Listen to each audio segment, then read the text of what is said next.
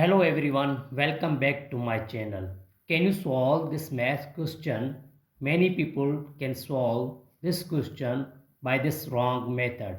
First they do 9 minus 5 gives us 4.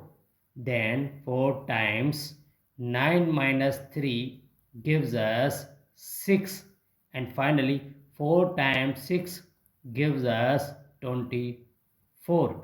But guys, believe me, this answer absolutely wrong because we didn't follow the order of operation, which is called PEMDAS rule, where P for parenthesis, E for exponent, M for multiplication, D for division, A for addition, and S for subtraction.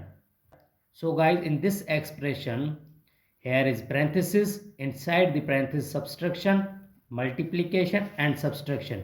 So we follow the PEMDAS. First we do parenthesis. Now 9 minus 5 parenthesis start 9 minus 3. First we do parenthesis. So 9 minus 5 times here 9 minus 3 gives us 6. Then here multiplication and subtraction, we know that multiplication have higher priority than subtraction. So first we do multiplication. 9 minus 5 times 6 gives us 30. And finally subtraction. So 9 plus and minus 30 gives us minus 21.